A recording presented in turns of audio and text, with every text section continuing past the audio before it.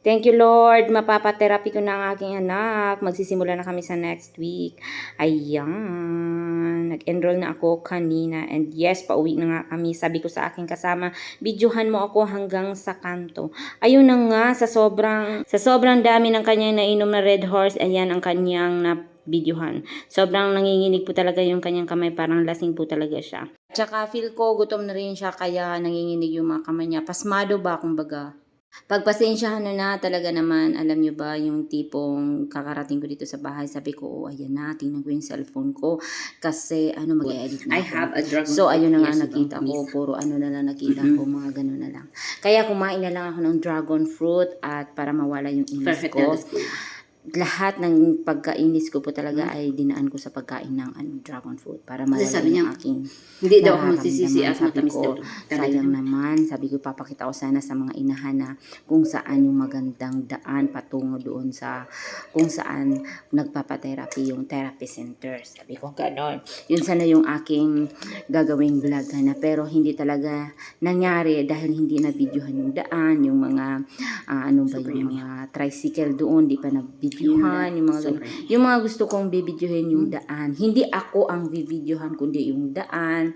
Tapos yung paano ba yung pagpunta doon, ano ba yung pwedeng sakyan. Pero wala talaga. Ang paglakad namin na 10 minutes, ang na-video lang po is 1 minute and 30 seconds. Yun lang po. Pang reels lang talaga. Sabi ko, bakit ganun ang video mo sa akin? Bakit hindi mo nalang tinuloy-tuloy? Ako na lang magkakat, ako na lang mag-video. Sabi niya para daw hindi na ako mahirapan para diretso na post. Hala guys, ano malalaman nyo kapag yun ang pinost ko, yung tipong ganun talaga naman. Pero okay lang dahil kumain na naman ako ng dragon fruit at okay naman na ako. Parang feel ko okay na yung pakiramdam ko sa ngayon.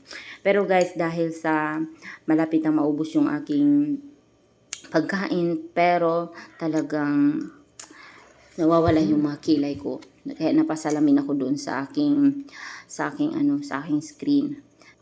Naglalagas na kasi talaga yung aking mga kilay dahil sa stress, Charis. Stress.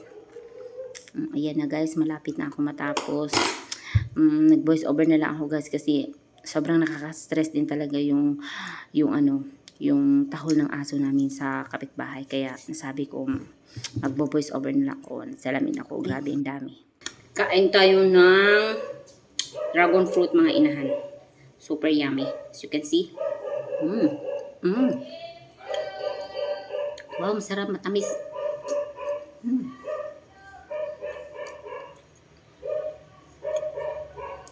Perfect talaga si kuya.